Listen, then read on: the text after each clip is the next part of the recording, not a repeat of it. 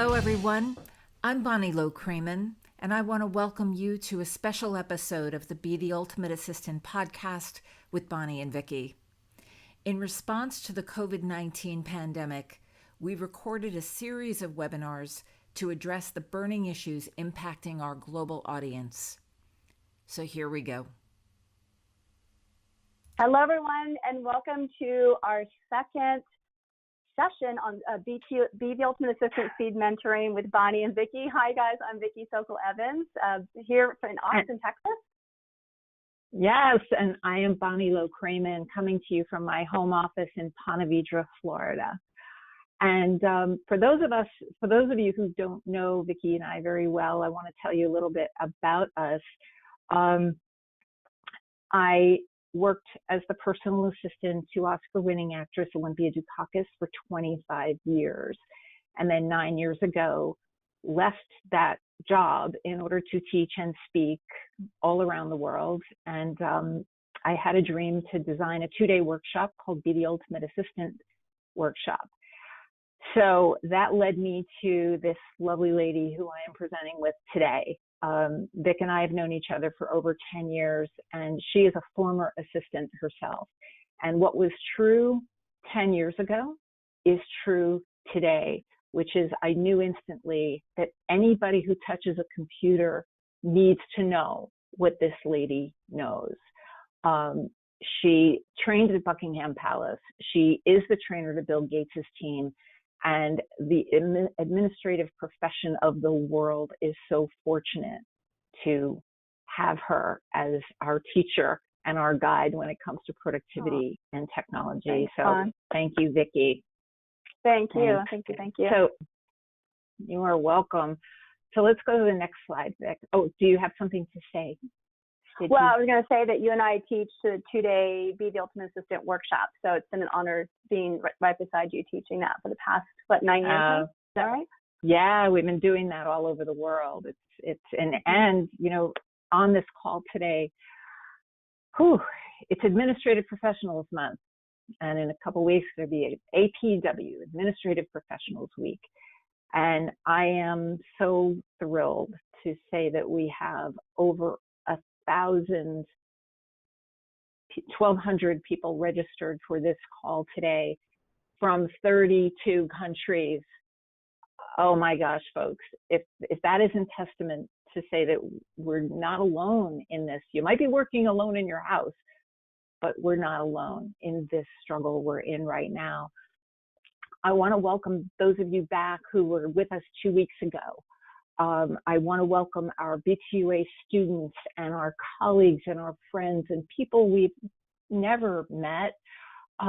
We have one of our dearest friends is on the call right now. I spoke with her this morning from the UK, Lucy Brazier. Many of you know her as the producer of Executive Secretary Live, and she is such a strong advocate for assistants all over the world. So, you know, together we can change the world. We can really change what this thing is going to look like to the degree that we have some measure of control. Let's take a moment to send positive energy and strength to everyone who is fighting this virus and to those people who are supporting those who are sick with this virus, because there's no getting around it. The numbers are frightening, and the situation is emerging. So we're sending lots of positive energy to all of you out there, and I know we have some on the call right now.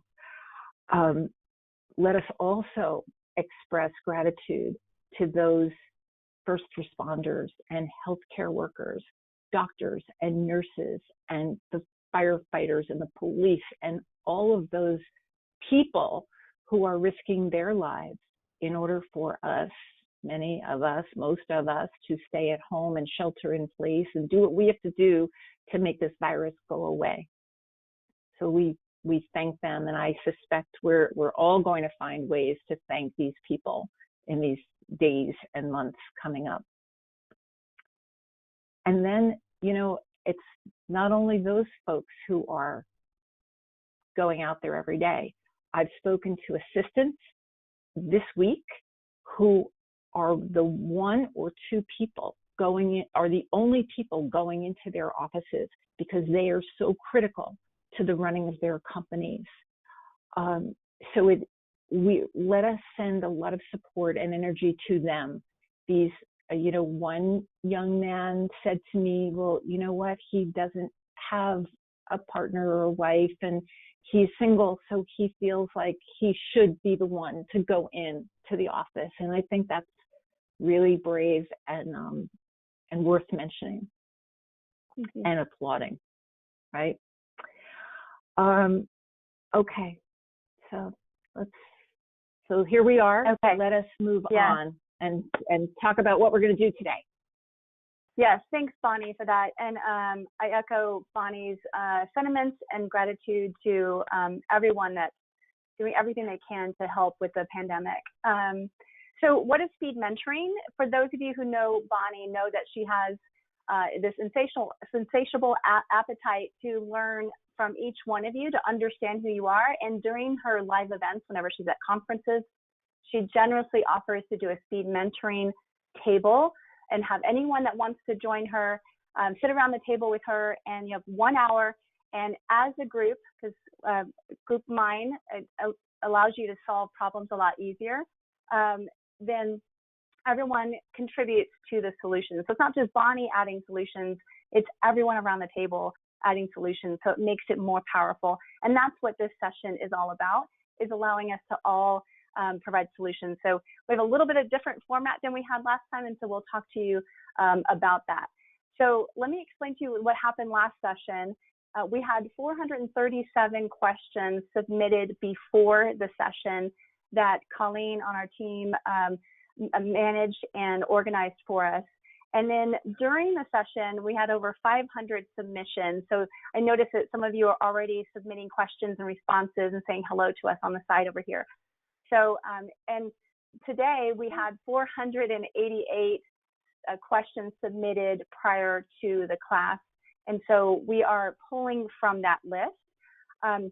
What we've done, Colleen has generously organized the list. Let me show you what it looks like. And you will all have access to this. And we are protecting your privacy. So there are no names in the list. Let me see if you guys can see this. Yeah. So this document, we'll make sure everyone gets an access to this. It is a live document. We are adding questions and responses as you submit them, either before the session or after the session. I'm going to turn on the navigation pane. Under the View tab is navigation pane here. And then you can see all the different questions and responses. I'm going to collapse all. How are you managing your stress? How are you keeping communication open? What are you doing to stay engaged? So if you want answers, here are all the categorized answers to that. So I'm really proud of this compilation, and we'll keep adding to that. So with that said, make sure it is back here. In order to keep this organized and keep it going, anytime you have a question for Bonnie, because Colleen is managing the Q&A at the behind the scenes, if you have a question for Bonnie, put BQ, B as in Bonnie, VQ, V as in Vicki. You have a question for me? And then if you're responding to our questions, always put a B for Bonnie in front of your response, or V for Vicki if you have a new question here. And then Colleen will help manage that towards the end of the session or during the piece. So with that said, I wanted to make sure they are recognized. Our team with Colleen Dunn, she's based in Columbus. I'm in Austin. Bonnie's in Florida, but her assistant, Jen Wilner, is in Edison, New Jersey. And then Bonnie's partner, Robert Sanders, our IT guy, our tech guy, is always on the ready to help us with any IT stuff. So we're so grateful for them. Yes.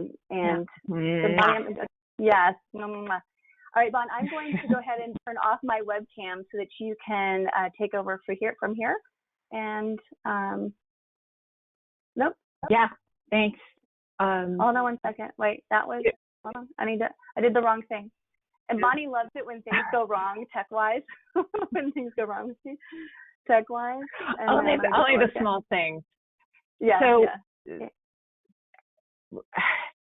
We are going to have some great fun today with our celebrity guest, but let me just say that, the overriding theme that we have to have in this session is about solving problems and getting the facts and preparing for the future, which is so volatile at the moment. It seems to be changing by the day. So if there's anything that assistance of the world, the assistance of the world need to do, is to find the facts out, do the research, figure out what's the latest, greatest. Vicki's going to tell us about the technology about that. But Vic, if we can go to the next slide, we need resources.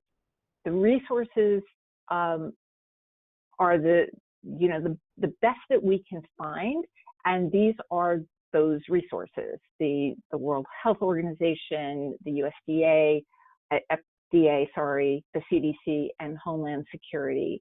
That these websites have been getting updated to try very hard to stay current with, do you wear masks? Do you not wear masks? Do you, who's sheltering in place and what's open and what isn't open? My own family is in New Jersey, and they're now mandating masks in supermarkets. And so there's a lot of information out there.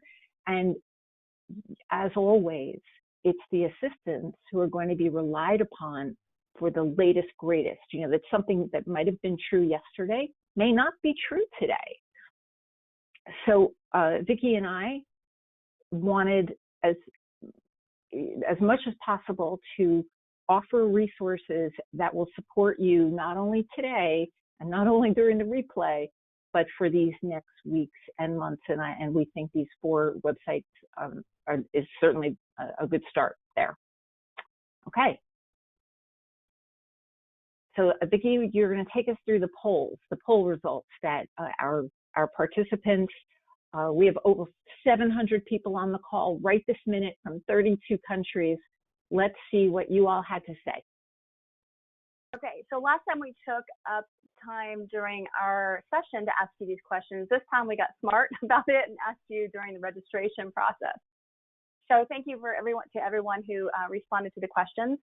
So you can see here that the majority of you, 38, so it's about 60% of you are between 6 and 10 on a stress level, 10 being the highest stress level. Some of the items we've seen on the registrations, things like job loss. Bonnie, you mentioned somebody isn't able to go to their dad's funeral potentially. Right, and another person is going through a divorce right now, and she's lost her job, so she's looking for work, dealing with that, and having to deal with this pandemic. The stresses are coming from the idea that many assistants feel like they don't have enough work to do, and that's leading to feelings of insecurity. So the money is absolutely an issue, big time. Because many assistants have been asked to take pay cuts, 20% cuts across the board.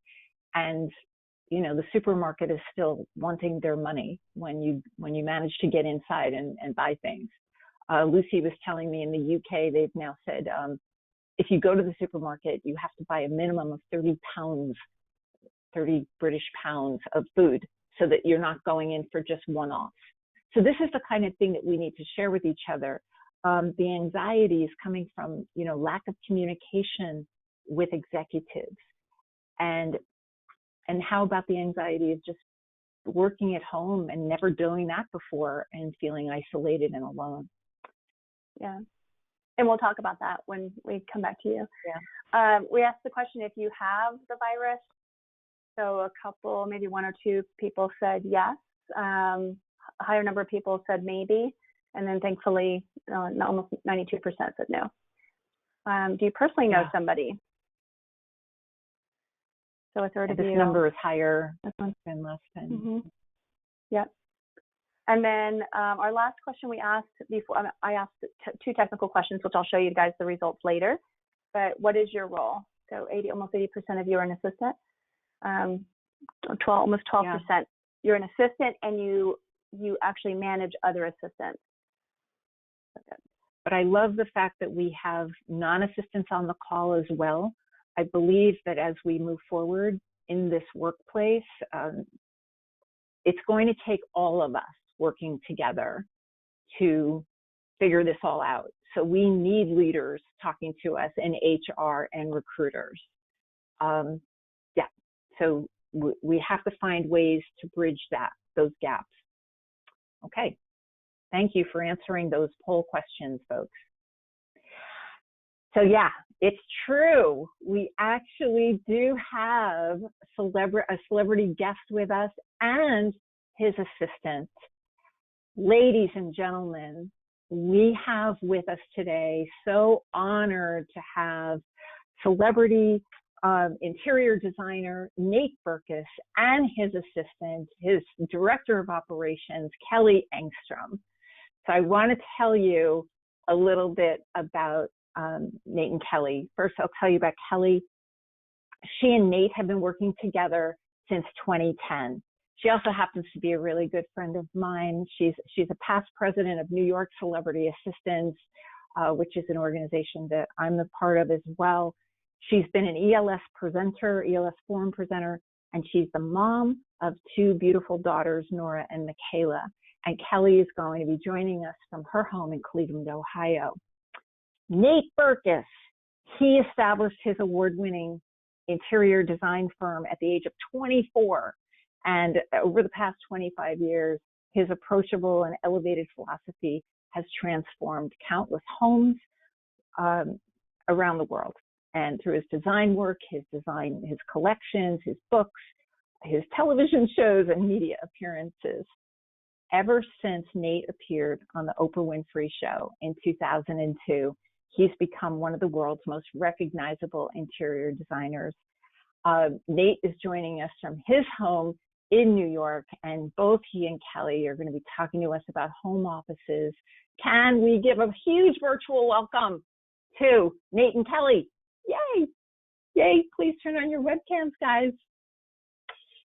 This is when there we have Kelly. Everybody meet Kelly, and there's Nate. Thank you so much for being here, both of you. So honored. Thank you. Take it away. Nope. Hold on, Nate. We can't hear you. How's that? There you are. Okay. Hi, yep, everybody. gotcha. Bonnie, thank you for that beautiful introduction. When Kelly asked me if I would be willing to do this, and of course I had to clear my extremely busy schedule to make it happen, I said immediately yes. And the reason is that twofold.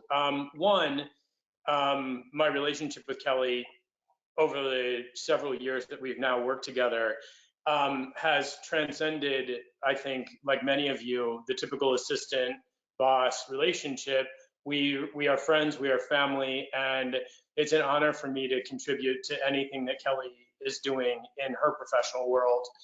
And then also, you know, I was raised believing you better know the assistant, you better know the person that holds the keys, that unlocks all of the doors and has the ear of the world at large if you really want to get anything done.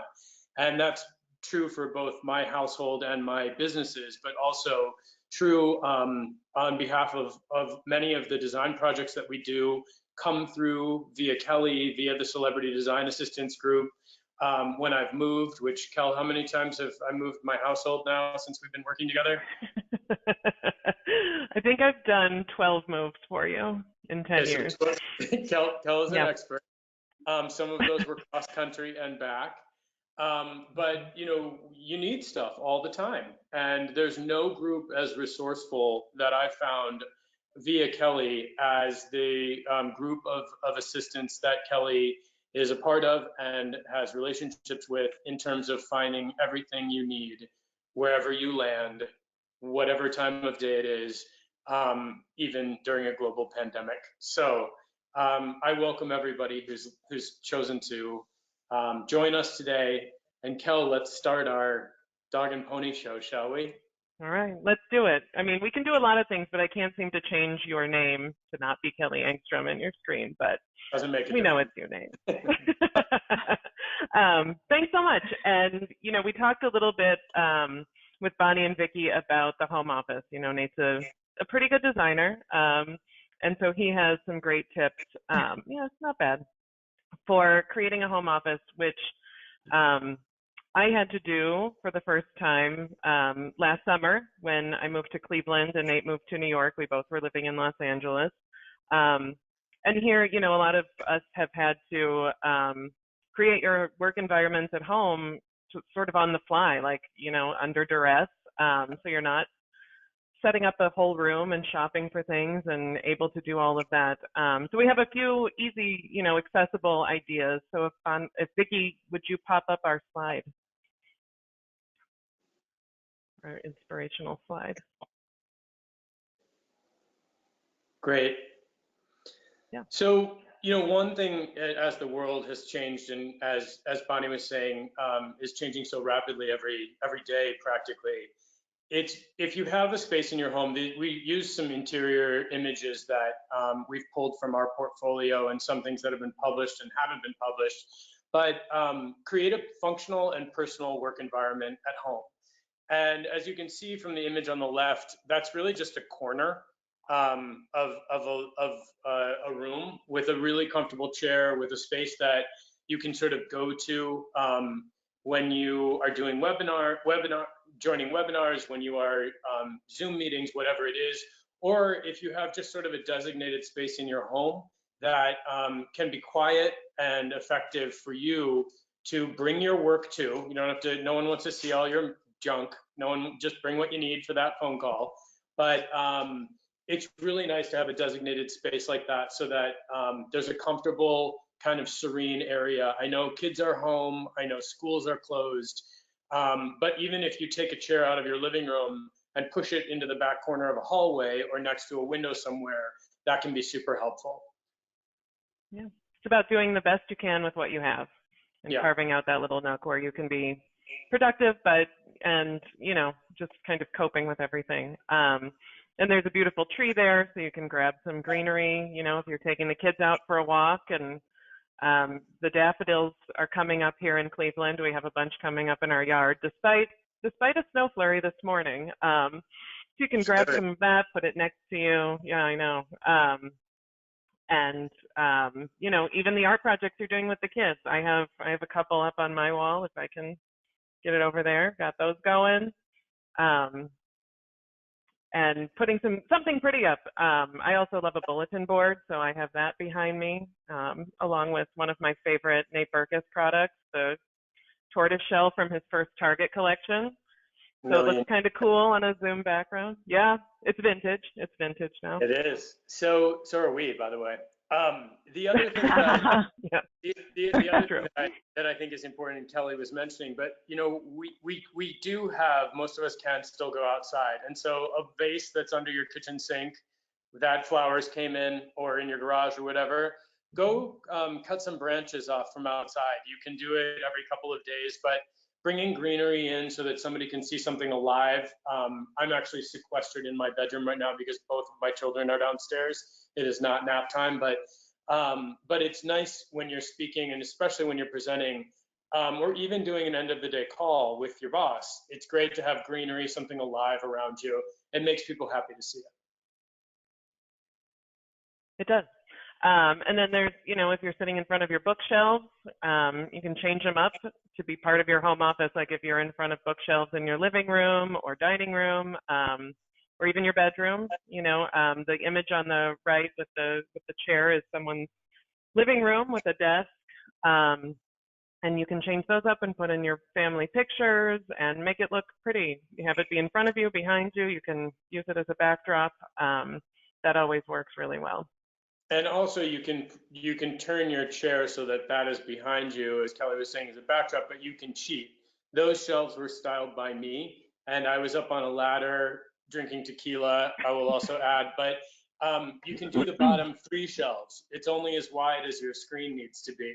So take your pretty things, take the junk that's been, you know, sitting there for years, move that away, and create sort of a happy backdrop so that even when you're looking at yourself, in the camera, what you're seeing behind you is something that feels edited and clean and organized and brings you joy.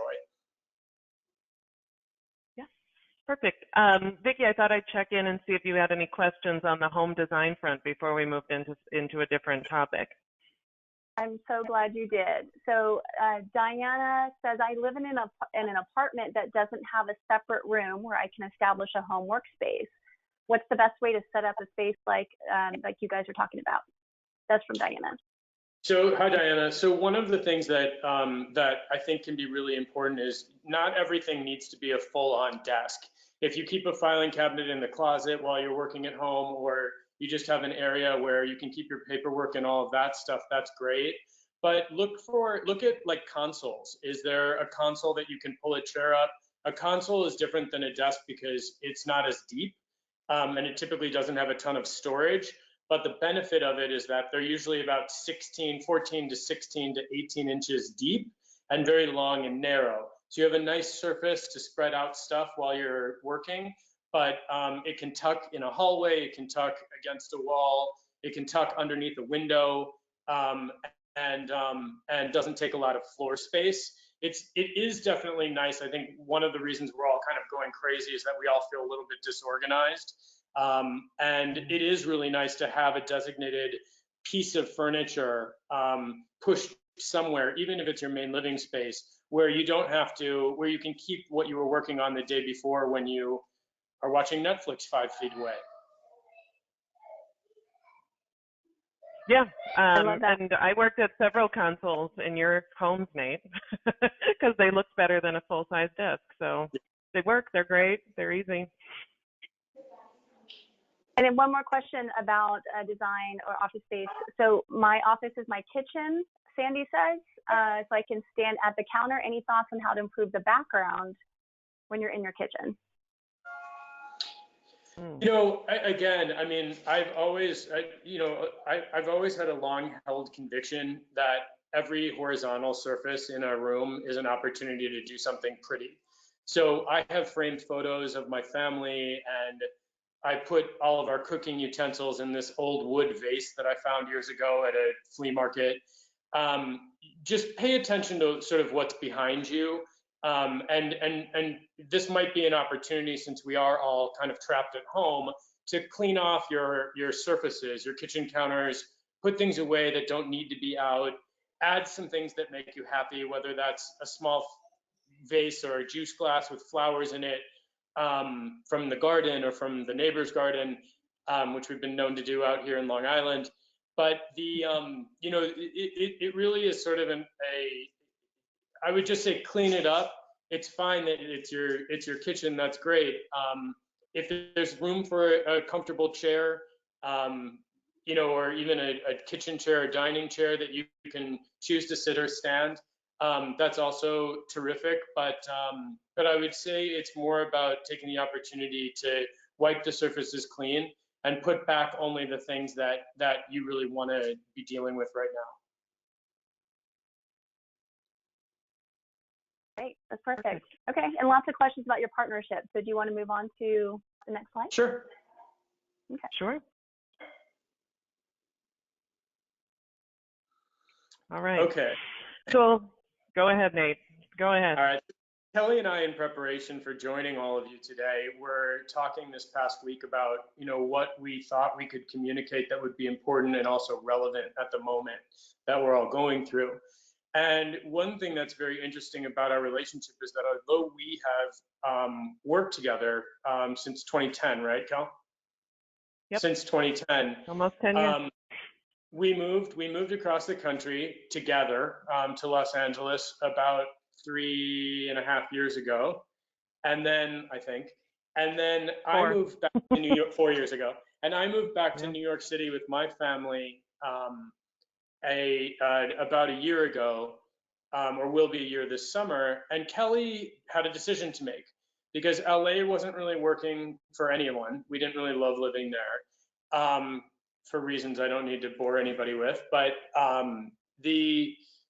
the choices that Kelly had were either move home to Cleveland or move back to Brooklyn, and I refused to be a part of that decision-making process.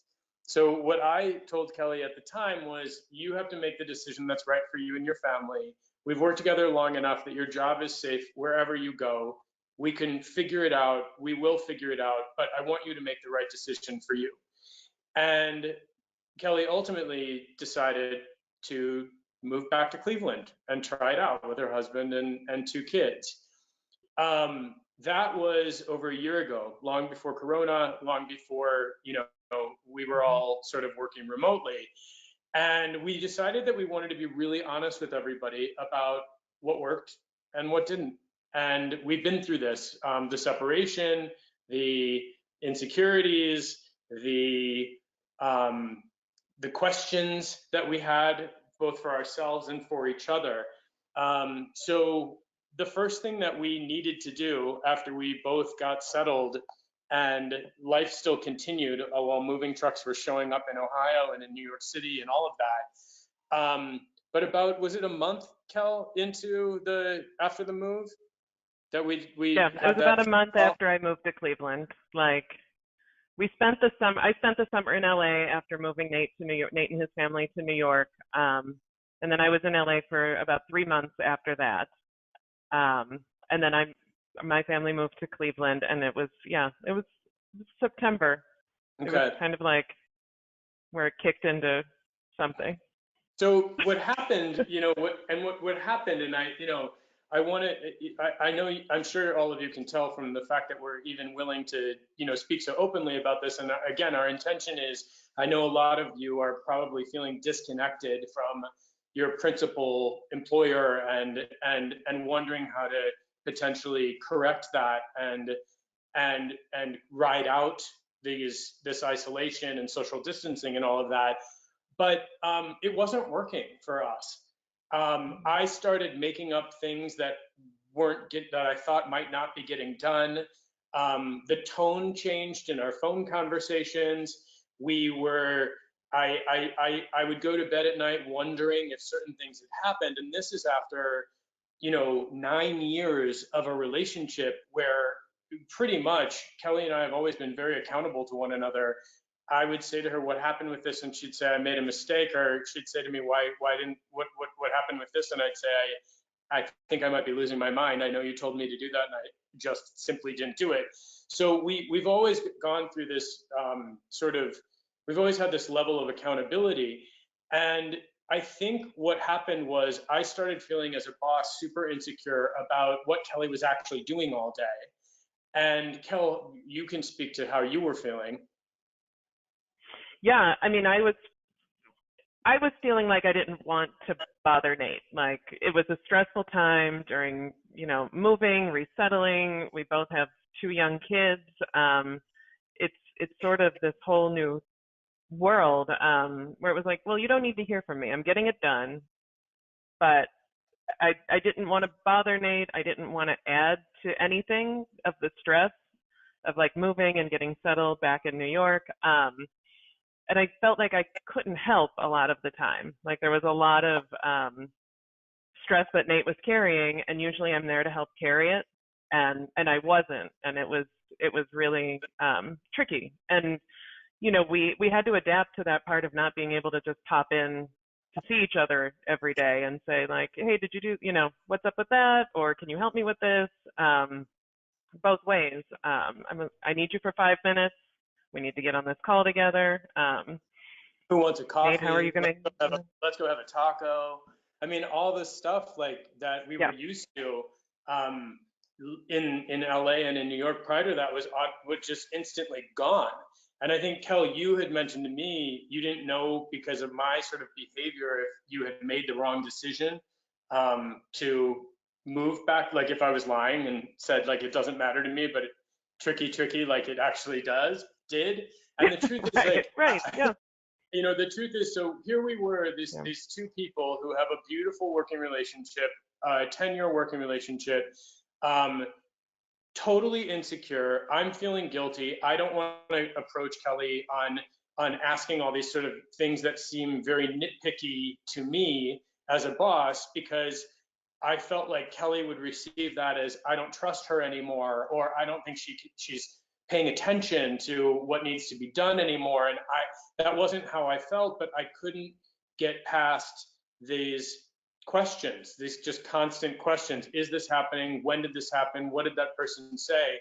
And we were mourning, in all fairness, I think the other aspects of our relationship that had kept us so close for all this time, the proximity, the fact that, as Kelly just mentioned, hey, I need you for 5 minutes. Hey, can you just look at this thing on my phone and say yes or no? Do you like these big earrings that I just bought? Are you going to finish that taco?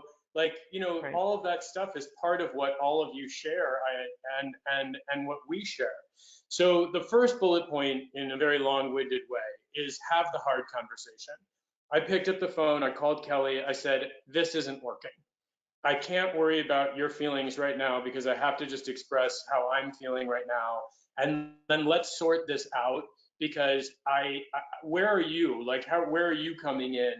And it took me a month to pick up the phone. And, even though we were talking and obviously updating each other and all of that, it took me a month to gather up the courage to say, hey, like, this might not have been the best decision. I went into this with 100% transparency. I'm happy for you to have moved to Cleveland, but it's not working. Yeah, and my great fear in all of it is that Nate would resent me for that decision, because it's not that it wasn't a decision made lightly, of course, and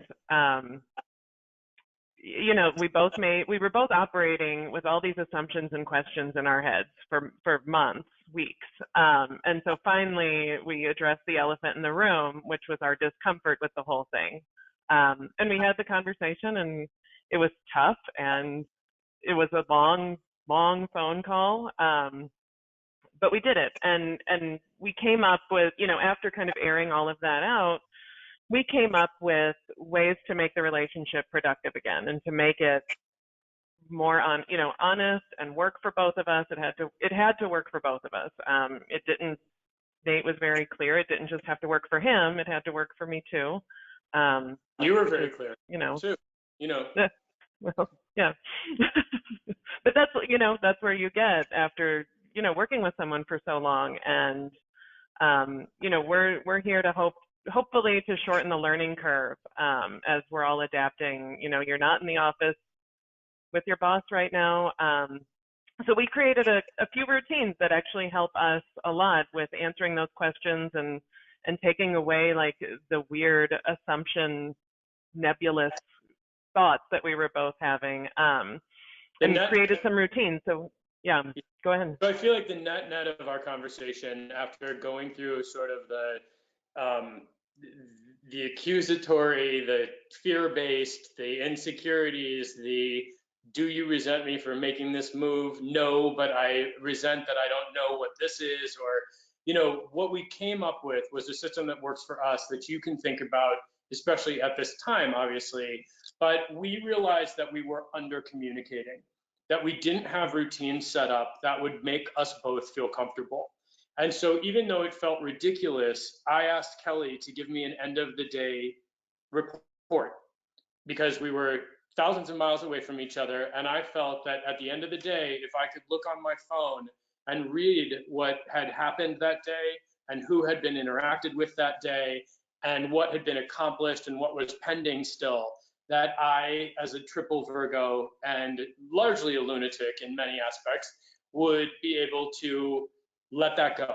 And as I had for 9 years prior and left it in Kelly's lap, I would be able to let it go if I saw it in writing. And that revolutionized the way we both communicated with one another. Kelly then suggested that we come up with routines, that we would have these check-ins bi-weekly, which combined with the end of the day sort of status reports,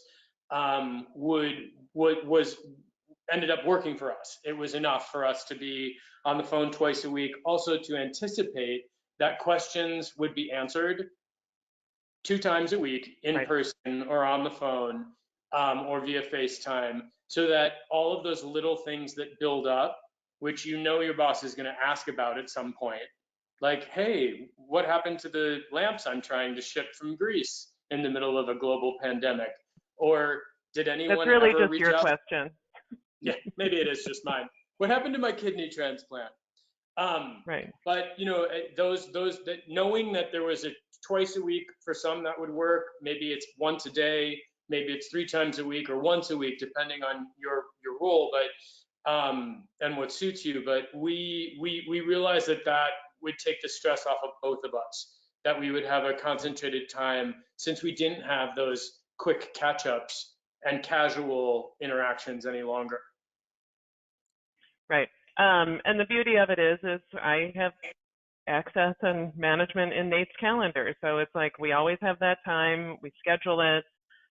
Many of you I know have access to your executive calendar, and so you book it in and then you stick to it. If something comes up where, one of us has to take a kid to a doctor, that's one thing, but we're pretty good about sticking to it, and especially now because nobody's running out to meetings, nobody's got too many phone calls coming up, but we're getting there. And it's worked really well for Nate and me over the past 7 months, 8 months since we started doing it. And now it's a routine, and it's nothing that we think about and we rely on, and it's been really helpful. And it's also been really helpful for us sort of in this new situation where I'm remote and I'm staying remote, but the rest of Nate's company is also remote. So, we're kind of translating some of those concepts into how the other staff interact with each other, and we're doing twice weekly company Zoom meetings, which sometimes feels like overkill, but it's actually wonderful. Like it's great, it's reliable, where everybody in the company gets to see Nate for a little bit and hash things out when we need to. And then that all leans towards the third bullet point. We suggest leaning towards over communicating at this time. It might feel like you're bombarding your executive with too much information, but I can promise you, you're not. Especially if it's in the form of an email or a text, just to say, hey, wanted to let you know, heard from so-and-so, their office is also closed, heard from this, they aren't working currently, but plan to be back up in May. I put a note in my calendar to reach out when they're supposed to open again. We'll keep you updated, whatever it is. There's something incredibly intensely comforting about knowing that life hasn't ground to a halt, and even if certain things and projects and initiatives and whether it's personal or professional have been paused, it's incredibly comforting to know that as soon as those opportunities open up again, your team is ready, able, and willing to address all of those things. And so Kelly and I have done a lot in the 4 weeks today or tomorrow that I've been in quarantine, but and we have lists going. We're doing a lot of digital cleanup right now, cleaning house with our stores where we sell antiques and furniture on First Dibs, and our internal organizational website, which we use for furniture and decoration and paintings, which is called Sortly, which, by the way, if any of you don't know about that app, let me just give you a glowing recommendation, and I know Kelly will second this. It's an online inventory portal for every single thing we own, whether it's a watch or a painting or a picture frame or whatever. If it has any value, and that information is all stored with a point of purchase and description and value, and also shared with insurance, which is great. But anyway, so we've been cleaning that up and making sure that all those entries are perfect. And we have a list going, a running list going of when this world opens back up to us, non-virtually, what we'll be able to address as soon as that starts again. Yeah, which feels really good. It's like you're setting yourself up, and then you, like we said, when we come back to sort of normal routines and getting back out in the world, you know what you need to do. Nobody's kind of standing there going, well, now what? Where do we start? Exactly. And then just, to wrap up our communication slide here is, communicating now, it doesn't have to be all business, because it's not all business when you're hanging out in the office together. Like, we love tacos, we love Dairy Queen, we talk about what we're eating in quarantine. It's great. We talk about the shows we're watching and our kids, and both Nate's daughter Poppy and my daughter Nora have bikes with training wheels, and I'm sure those are going to be coming off very soon during all of this. Probably Nora first, in all fairness. But no, I mean, it really is important. Like, don't forget the fun part of your in-person relationship. I mean, send the funny video, send the meme, text the meme. Sorry, text the meme. But text the, send the picture, send the joke. Because that's also part of the relationship. And obviously the work will get done as the work gets done, but don't take this time and let your insecurity about the distance turn you into somebody that you don't recognize. I think, even when you're sending a funny video or a link, it also just shows you're thinking of that person, and that works personally and professionally. And it also, I think, it allows you to maintain the intimacy of the relationship throughout this pandemic. Yeah. Great. Do we open up for questions? Yeah, I think it's time. Go ahead. All right. Great.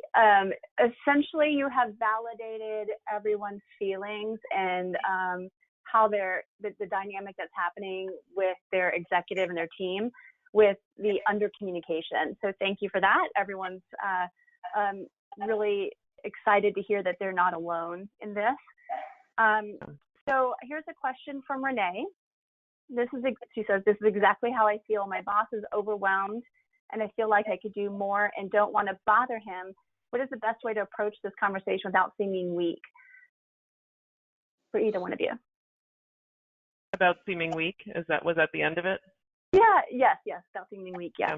I just want to make sure I heard it. I think the establishing some check-ins would be probably helpful, because if the sense is that your executive is overwhelmed and you don't want to add to that, that's where the check-ins come in. And so you're not bombarding them with more emails and texts saying, what can I do? What can I do? It's setting up a call, have a little agenda ready with some points you want to cover, and then ask them also to prepare an agenda. So, Nate will take notes on his phone to get ready for our calls. So he's ready to ask me questions during our check-ins, and then you're both prepared, and the executive, he or she can decide what to delegate and say, like, you can take this off my plate. That would be fantastic.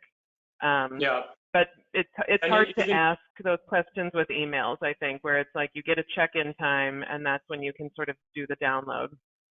And send the agenda prior to the call, even if it's 10 minutes. Just send the agenda like you do, Kelly, saying I want to cover these 5 things. And so and also I think in times of great stress, people all handle it differently. All people handle it differently, but keep it clean. I would keep it pretty pointed and pretty targeted towards the topics that you need to cover. I do take issue with the seeming weak part of the question, and I'll tell you why. Yeah. Vulnerability is the birthplace of everything that matters. It's the birthplace of creativity. It's the birthplace of real intimacy. It's the birthplace of successful working working relationships. So there is no weak. The truth is that that is empowering, and that is to admit that you feel insecure or feel confused or feel useless is the most empowering thing that you could possibly do. And your executive should understand that. And I think they would even understand it even more if you follow what Kelly just suggested doing, by taking control of the situation, setting up a check-in, and sending those agendas prior to that check-in, because it shows that you're solving your own problem, essentially. Yeah, it's a display of initiative that I think everybody would appreciate. 100%. Well, and the other questions that we get a lot through these, through the registration is how do I add value? So even in the check-ins, if they could show some sort of value to, like, let me take something off your plate, anything like that, they're going to respond. Great too. Tanya has a question for you, Nate. My office too was forced to work from home during COVID-19. I work for a busy CEO. She tried to reach me a few times on Palm Sunday, but missed her calls and emails because that is my sacred Sunday. CEO was upset and sent me a few negative, harsh emails to which I responded to at 7:40 a.m. Monday. I don't think it's fair to have my cell attached to me some Sundays. How do I respond professionally to my CEO to establish boundaries? Can we ask a quick follow-up question? How long have they worked together? Tanya, can you tell us how long you've been working together? It'll take her a second to respond to that. Mm-hmm.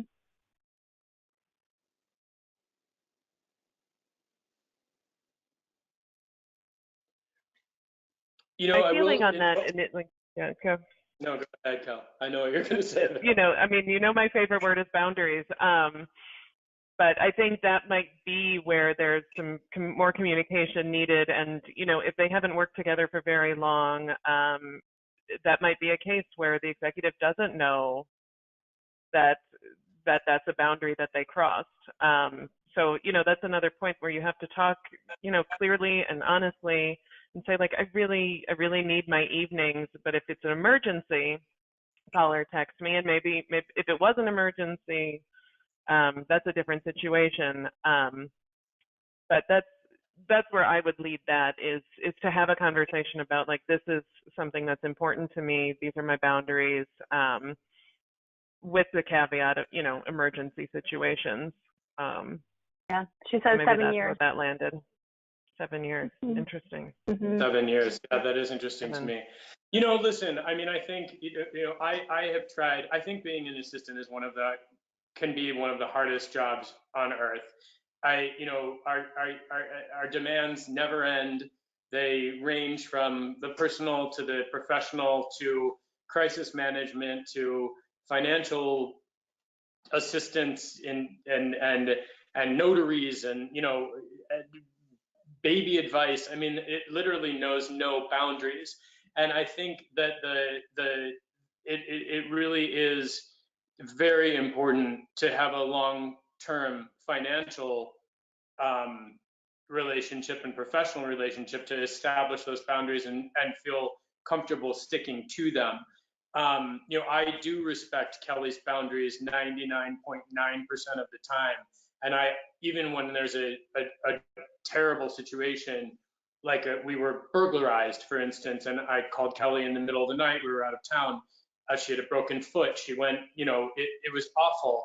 But I was conscious of the fact that Kelly didn't owe me being there in my home with my children at 6 o'clock or 5 o'clock or whatever it was in the morning. So, you know, it was a favor. It was above and beyond what should and could be expected. You know, listen, but in no world would I have not gone. I mean, you know, right. this, like, you know, in right. no but world still, it's like. I think but you still. know, even so, I mean, those situations come up. I think it's really more about identifying how frequent those situations do come up. And I know that everybody's nervous about money and the economy. I am as well at the moment. I would say sort of get through this and potentially have that conversation after. But I'm not sure that that's the right person you should be working for. Good point. And maybe the consideration too is this a reaction to the current situation? Like, is this sort of like a panic attack moment where they needed someone? They need, like, it was like just a moment where they were panicking and, you know, operating under duress. And if it's a one-time thing, it happens. I think there's a little bit of patience and understanding that goes into it. But yeah, it's a tricky time. And, you know, if you're working together for a really long time, you feel like family, and you know, we're all the most honest with our family. Like, that's why kids come home from school and freak out on their moms when they're like perfect at school. because that's where they're comfortable. And so maybe that's where the executive is comfortable expressing something to this person who's been their confidant for years and years. Yeah. Okay. All right. So I think I want to respect you guys' time. I want to mention something from Colleen, another Colleen, not my Colleen. She says, this session with Kelly and Nate has really exceeded my expectations. So much valuable insight has been shared. Thank you so much. And we're getting lots of comments like that. I think you're really, truly validating what people are feeling right now. And the fact that you did this almost a year ago is helping everybody shorten that ramp to get to where you guys are now. So thank you. We'll bring Bonnie back on. Yeah, I would agree with that. Can we give them virtual applause? Oh my gosh, Nate, Kelly, it was amazing. You validated so much of the feelings that are happening out in the world. And so thank you for kind of straightening that out and helping our community in such a big way. So do you have any last words before we say goodbye to you today? No, it's been a great pleasure to be asked to be a part of this. Thank you for the invitation. And I do hope that, that as this passes, that everybody is staying safe and sort of respecting the social distancing. I think we will be out of this at some point, and I think that the more organized we can be, and the more direct we can be, and the harder the conversations, if they need to be had, are had, the stronger we'll all come out of this collective situation. Yeah. I echo the sentiment, and nobody's alone in this. Nobody, reach out, do what you can. It's easy to feel alone in this job, and especially in this new remote working environment. So reach out whenever you need it. And can I just thank you once again? Yeah, your vulnerability in sharing what happened in that. I mean, we could feel the discomfort of that conversation that you had last summer. And thank you so much for sharing it, because we don't often get to hear those kinds of details, and they matter so much because those kinds of conversations are happening everywhere and need to happen. So we're very grateful that you shared so honestly with us. Pleasure. All right, guys. You're welcome back anytime. Thank you so much, everyone. Okay. Bye. Take care. Thank you. So grateful. Oh my gosh, guys. Hopefully everybody got a lot out of that discussion with Nate and Kelly. Kate and Millie. I can attest all right. because we've got lots of questions. So we'll compile the questions and we'll get some responses for you guys. So thank you guys for engaging behind the scenes. Yeah, Kelly is so generous. Thank you, honey. Kelly is so generous with her wisdom. She's been doing this a long time. She was a celebrity assistant before Nate, and she's just got a lot of great stuff to share. All right, so we are going to move right along. When we looked at the 488 questions, the first question that I'm posing to all of you, B1, that's Bonnie 1, is. Can I interject? I'm so sorry, Bonnie, real quick. Yes, please. Yeah, so Bonnie's good. So looking at the questions on the screen, if you have an immediate reaction or response to any of these questions, go ahead and respond to them. Bonnie will then comment, and then Colleen will jump in and read some of your responses if you have solutions. Okay, just want to say that. Okay, bye. Right. I'll be back. Thanks, Vic.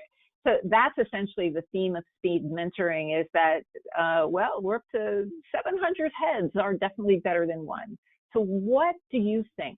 What do you collectively think from 32 countries? What can be done about managing the uncertainty, the anxiety, my kids, job insecurity, lack of communication with execs, and stress during this time?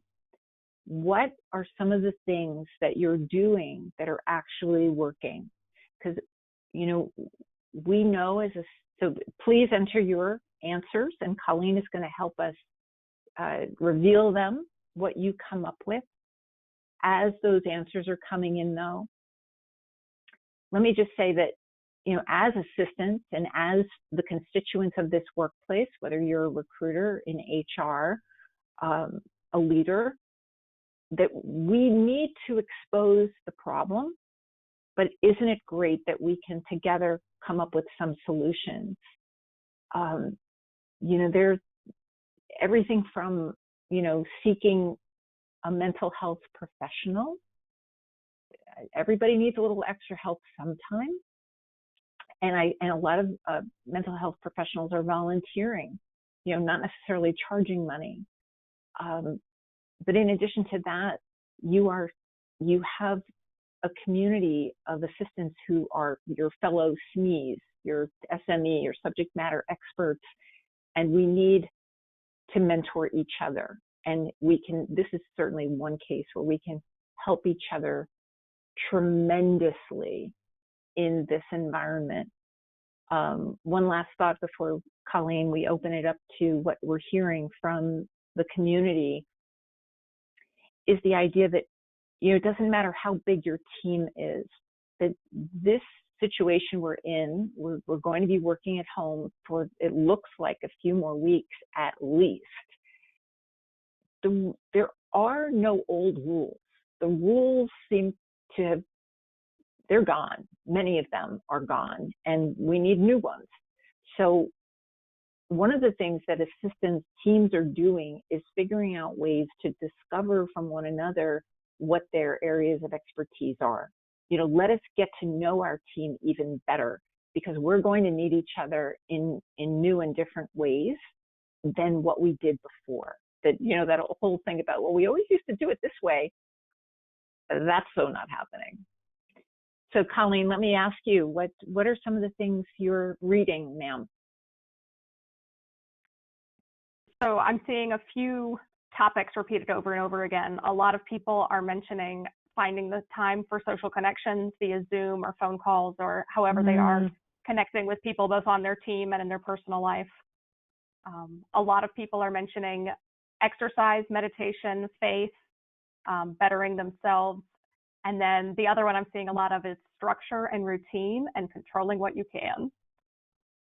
Yeah, and that's so true, especially if you have kids at home. Like everything, the big common denominator is that 24 hours in a day. That doesn't matter if it's a pandemic or not. That's all we get. And so the question becomes, how are we structuring that time?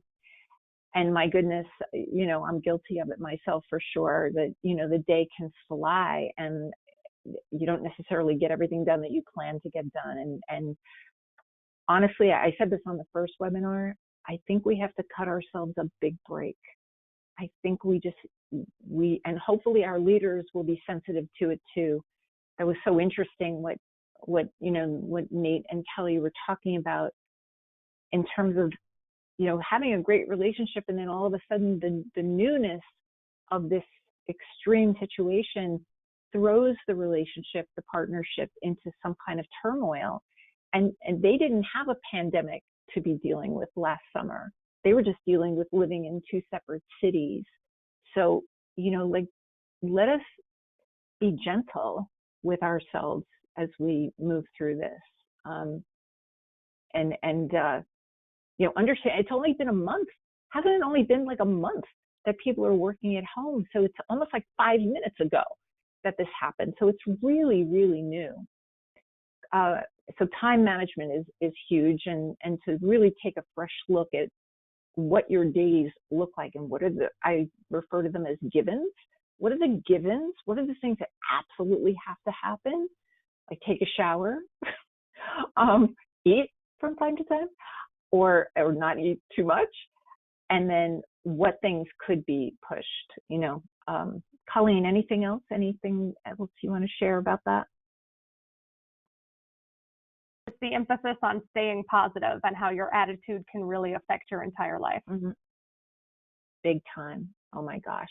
And what's helpful with that is not staying isolated or alone. So getting on webinars like this, we had a lot of comments that it was just nice to be together.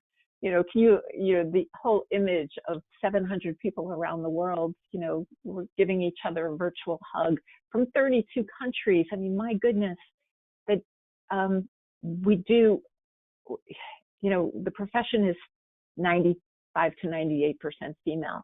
And we as women sometimes struggle with that, the asking for help part. Again, the rules are gone. I think it's time. And my goodness, one of the things that resonated most with me from Nate was his whole passionate message about vulnerability, which is Brene Brown's whole, message and mantra. It's that vulnerability is not weak. It's not a show of weakness. It actually is a sign of strength. So well done, folks. Let's talk a little bit about B2. After shelter in place is over, what will the new norms, the new rules be? So if you can enter into the chat box what you were thinking about that. Many of us are thinking ahead to when is this going to be over, and when it is over, what is that going to look like? Whatever that is. Are we all going back to the office? And, mixed in with that is B3 about mass transit. And, people were asking, well, I live in a major city. Am I going to go on the subway? Am I going to go on the bus? I mean, certainly with the assistance of the world, it's so expected for you to get granular, for us to, because we're the implementers, we're the builders, we're the ones who are in charge of making it happen. And how does it happen? So Colleen, are we starting to get some input about the future? We are seeing people suggesting that the physicality of this is going to remain, speaking to hugging and handshakes and wearing of masks. They think that those will be really shifting. And then a lot of people talking about the trust and communication that is required to be successful right now is going to linger, and therefore make working from home and working remotely more popular in the future. Yeah. I mean, I heard Dr. Fauci say that he thinks shaking hands should be a thing of the past. Like, can you imagine no more shaking hands? I mean, wow, that's a big deal. I mean, some people teach classes on how to do that properly. Yeah, what I heard yesterday, a couple of things about the future and beyond this crisis is that many airlines are severely going to be cutting their schedules. And so if your executives have traveled a lot, and we speakers travel a lot, that it just simply may not be as easy or as possible because the airlines are literally cutting their schedules.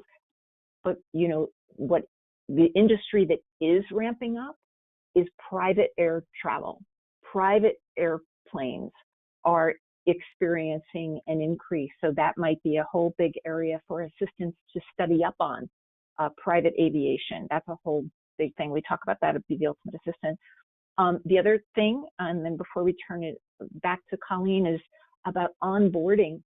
So interesting that I was talking with a recruiter yesterday who was saying that companies want to hire right now, but they're choosing not to, not because they don't have the money, but because they don't have a way to onboard these people properly. Isn't that interesting? So if you are an assistant who can start putting your mind to how to onboard people virtually, that's going to be a gap. I refer to those things as gaps. Where are the gaps going to be?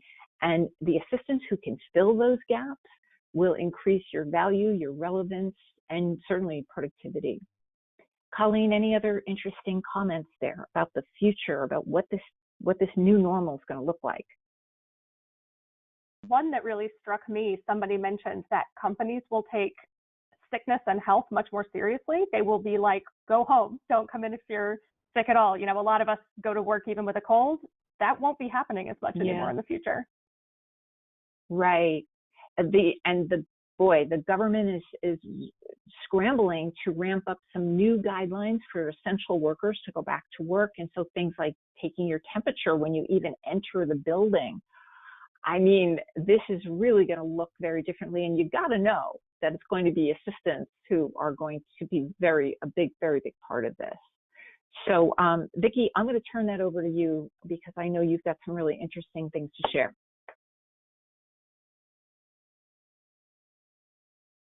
And I want to thank our audience so much for your comments, and we will be sending them all to you. So this doesn't end here.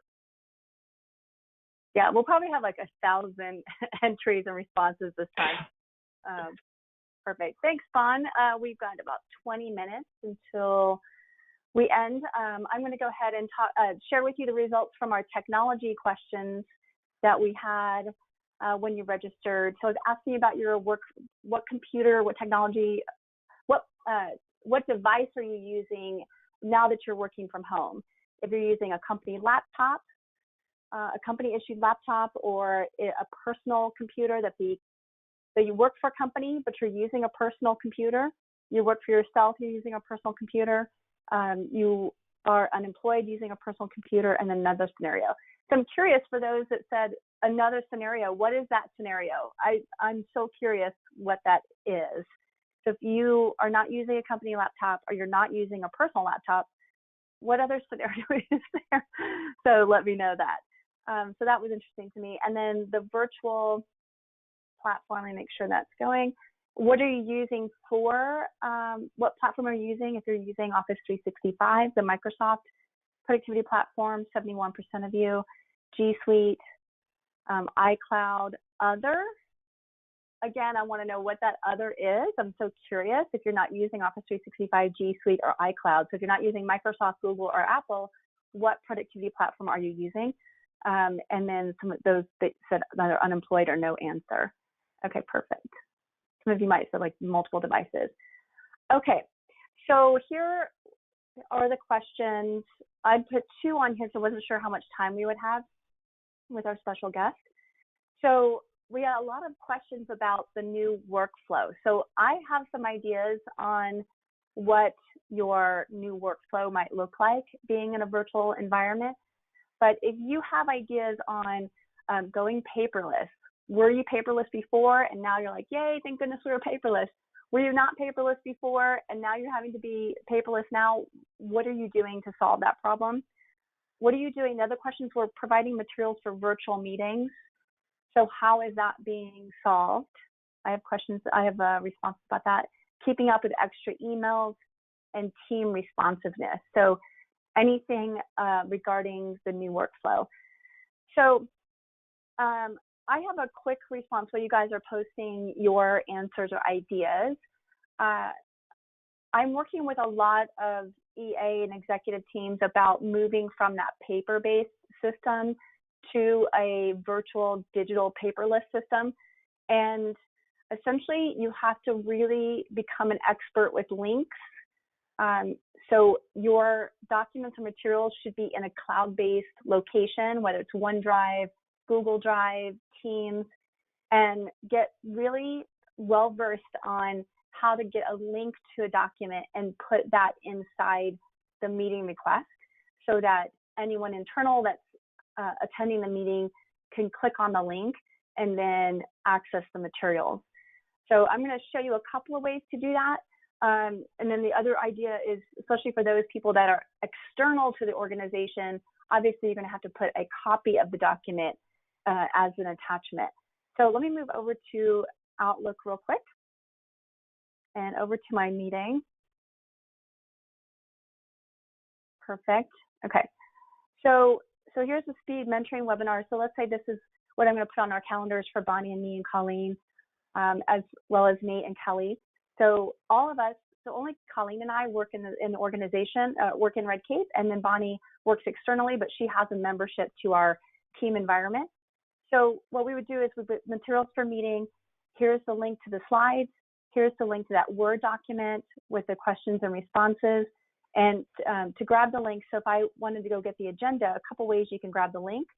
I'm going to just go to Word. Here is, let's say this is our document. So there's a share button, whether you're using Google Docs or G Suite, iCloud, or Microsoft, there's always a share button. So you're going to click on the share button. And within, it looks like I'm not connected locally. Connected online to this on the drive, cloud-based drive. So then I would look at the permissions, identify what permissions I need to be, and then at the very bottom, it should say like get link or copy link. So copy the link to the clipboard, and then I could do Control K. I already have a link available. And then I could do Control V. So Control K, so I highlight the word agenda, Control K, and then Control V, there's my link, and click OK, and then that will take me to the agenda, whether I'm looking at it on my phone or any of my devices. Another way you could do this is on the Insert tab, you go to Attach File, and you can connect either recent items, go browse your PC. So let's say I want to do, let's do this one. And then since I'm using Teams and Microsoft Office 365, I can say share a link or attach as a copy. If I'm sharing the link, that means everyone in my organization has access. Well, it depends on what the permission level is, but I'm going to share a link assuming that anyone attending this meeting is internal, and I could share the link and they'd be in the latest and greatest version of the file. And then I could say, or I could say attach as a copy. So if I say attach as copy, this means they're going to get a static copy of the document. And if anyone makes any changes to this document, this one will not be updated. These will be updated, any link, but if you put a copy of the document, it will not be updated. It's important that you master that, that information or that knowledge, the differences between a link and a copy.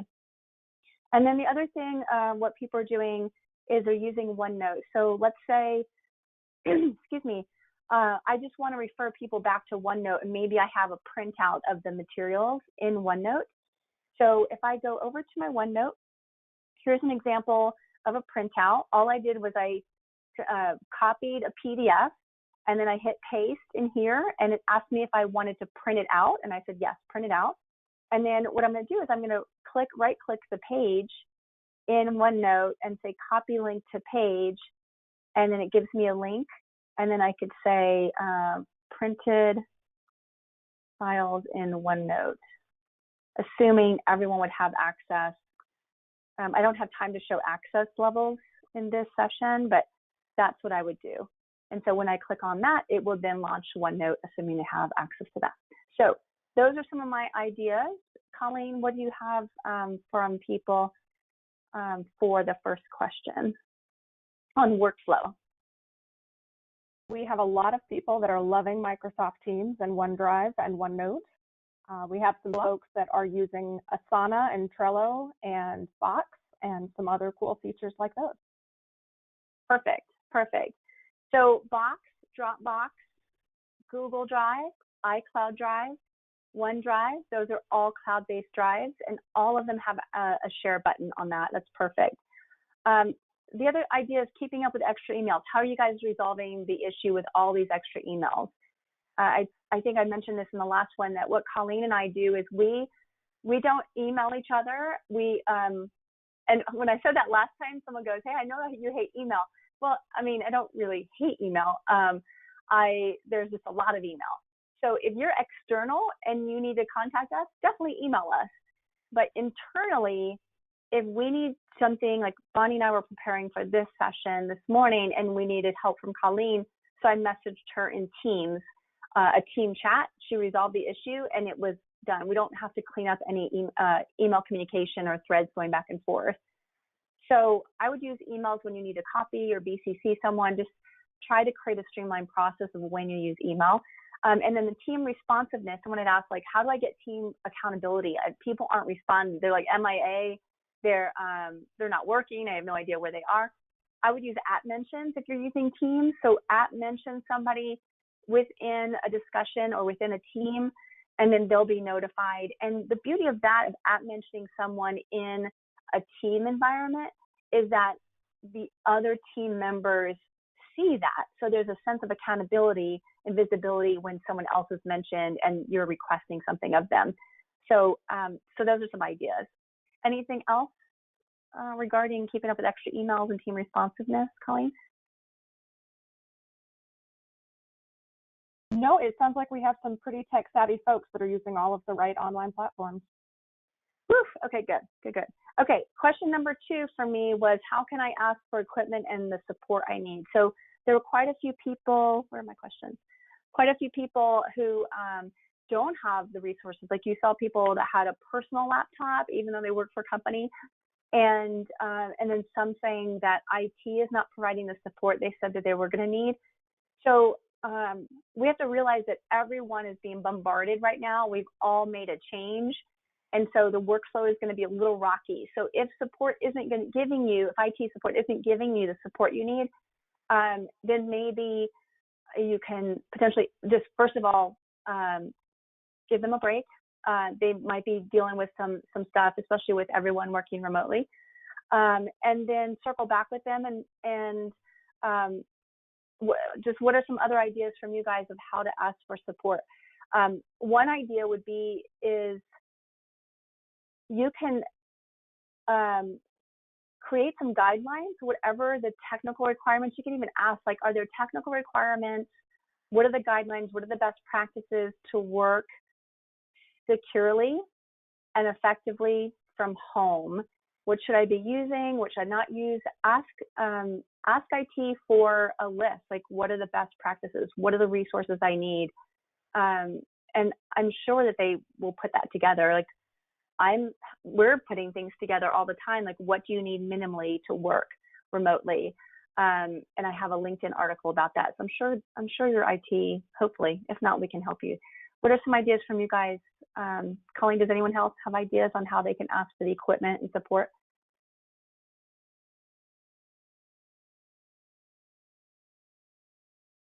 Not coming in yet, no. Okay. So we'll add those ideas. So if you have asked, if you personally have asked, like, gotten the resources you need, if you got the laptop that you needed, the software that you needed, share with us some ideas, because people are struggling to get those resources. So those are the 2 things I had. Yeah. Mm-hmm. Hey, Vic, if I may, I've heard from several assistants whose companies leaders have, and one of these I heard from last week, 2 weeks ago, that they're giving $500, just no questions asked, for assistance to buy whatever it is that they need to make it work at home. And sometimes that means a comfortable chair, or, it could mean the technology, but that certainly the company should pay for that. We're in this thing for a while, so it could be that if this is not being offered automatically, please know that you can quote me on it and say that there are companies that are doing this, and it's empowering assistants to do their jobs. And because it's certainly a time saver, not a time waster, if you have the right tool for the right job, right, Vic? Right. Well, and I would say, if you did have extra funds, definitely get a second monitor if you had the room for it, like 2 monitors, because that definitely helps you be productive. But the very, very minimum, like, everyone should have a work laptop, and because it's important that everyone is working securely with their Wi-Fi. Make sure they have the password, like things like that. Like, what are the minimum requirements to work from home? Your IT team should be providing that. Strong Wi-Fi password. Ask them to do a lunch and learn and go through all the things, the checklist. And then I think that will inspire even the technology department to actually come up with maybe a budget or help or support for people. And certainly if you have your executive support, that will help too. I think all of this speaks to a really big need for empathy. The idea that leaders are scrambling to react and respond to this crisis, as are the assistants. And Nate and Kelly certainly highlighted that. And the imagination can go crazy. I mean, it was so amazing to hear them say, there were trust issues and worry. It just could be that leaders don't know what you need. And I can't urge you in, I'm the queen of, speak up and find your voice and say what's on your mind. This is the time. This is absolutely the time that, if that was a problem before, there's every reason to believe it's a problem now. But the doors are open now, I believe. The stress is high, of course, so we need to choose our moments, but you know how to do this. Assistants are very high EQ, possess very high EQ, so you'll hopefully figure out your moment to ask. That reminded me to mention, a lot of you are asking, how do I add value during this time? How do I use this time to up-level my skills? How do you run virtual meetings? And so Bonnie and I were talking about this is, right now, especially with people sharing their screen, their digital fluency is on display. So I don't know if you've been attending meetings. So you see me even struggling sometimes moving to the next slide or getting from Outlook or getting back to my PowerPoint. It's important that when you're presenting virtually, that you know how to navigate around your computer.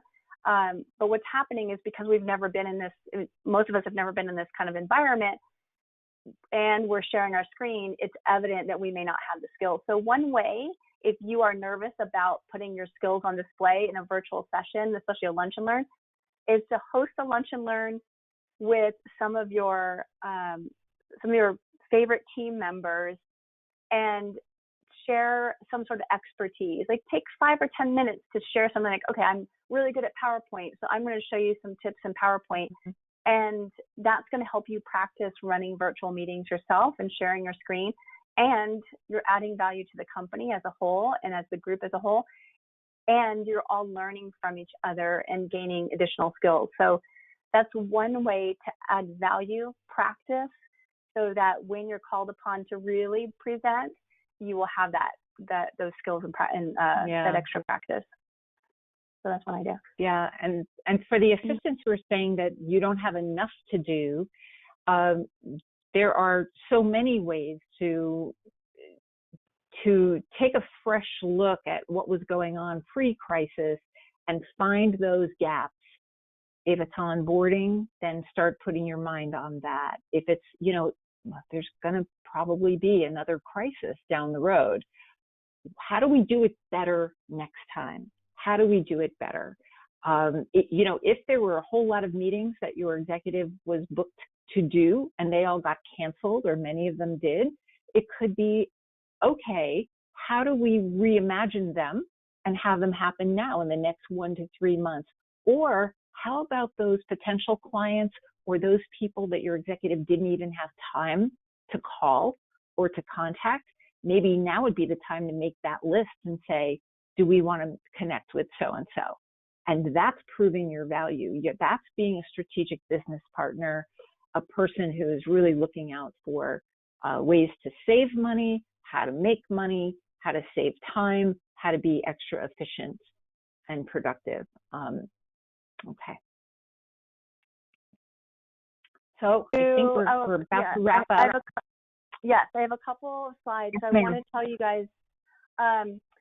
So for those of you wanting to take manual processes and convert it to a virtual environment, I am going to be teaching a session at Lucy Brazier's digital conference called ExecSec Global, and that's in June. It is called Digital Tips for Virtual Partnership. So I'm presenting that session. And then for those of you that need more help with Office 365, we have an on-demand course, a $29 class for both PC and Mac users. I'm a Mac user as well. I have one right there. And with 2 modules plus a bonus module. So if you're interested in working with me and learning how to use all this technology on your computer, definitely sign up for that course. And then I think that is it. We don't have any, that's our last slide. No time we'll make sure for you guys that. get the link. Yeah. I want to just say that in this time, many leaders are very supportive of you as assistants continuing your professional development, and we're all pivoting, right? So Vicki's class is fabulous, and she and I are both now training corporate teams virtually. So we're both encouraging you to connect not only with us, but with all of your favorite trainers and speakers who are all working virtually as we are. And they would love to hear from you, to brainstorm and to just talk through what are the issues that you're dealing with and who would be the right person to help you solve that. I want to add to that, Lonnie, because there was a question in there about someone's interested in doing some mentoring with you, like they want you to be their mentor. You have a mastermind, right? Yeah, I do one-on-one mentoring over Zoom or Skype, whatever you prefer, and I do small groups, one-on-one, and certainly corporate events. So, that is a pleasure and an honor. You have one coming Vic, up. if we can go. You have one coming up, yeah?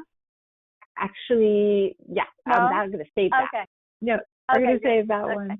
But I am speaking at Lucy's Global Conference also on June 20th and 21st. So Vic, could we go on to this as we wrap up? Yeah, I just want to remind everybody, those who weren't in the last session, if you go to weather.com on your phone or get the weather.com app, not the weather app that comes with your phone, but actually the weather.com app, bottom right-hand corner, you can click on that and put in your zip code or any zip code around the country, and it will tell you how many cases, give you all the metrics on what's happening in that community. And so we invite you to connect with us on LinkedIn. The correct LinkedIn link for me will be in your follow-up email. Post any jobs on LinkedIn and tag both of us because we know lots of people are out of work. We'll be sending out the replay, and it probably just take about a couple of hours to send that out. We're doing this every other week. We might have another celebrity guest. We don't know yet. So Thursday, April 23rd is the next one. And just reach out and let us know how we can help you at all. So that's last this but not is least, one of my favorite quotes. I said I never understand. That is a typo. It's meant to say never underestimate the power of a small group of committed people to change the world. In fact, it is the only thing that ever has. Now look at how this woman has my back. She's fixing my typo. You, my friends, everyone on this call is that small group of committed people. You are the backbone of the company. You are the virtual right arms to your executives. You're the face of the company culture, and you have the power to change the world of your company. You have power and you bear influence. You still see and hear most everything, especially if you have access to emails. So with that, Vicki and I hope you have gotten a great deal out of today's session. We're wishing you a happy, to the degree you can, a happy Administrative Professionals Month and week. We hope, just because of the situation we're in, that event does not go by without acknowledgement, because the assistants of the world are holding companies up, and you deserve celebration and validation and acknowledgement. So I hope that happens not only in April during Administrative Professionals Month, but every day of the year. And this Sunday is Easter. Wishing our friends who are celebrating Easter, happy Easter, and those celebrating Passover, happy Passover. And Vicki, I'm very grateful to you for jumping in here. Thank you all for listening. Vicki, thank you so, so much. Thanks, Bonnie. You too. You too. And thanks to Nate and Kelly for joining us today. Yeah. All right, everybody. Thank you so much for joining us. This concludes today's mentoring session. We'll see you next time. This concludes the call. Bye, guys. Bye-bye. Thank you. Bye, Vic. Bye, Nate and Kelly. Bye, Colleen. Bye, Colleen.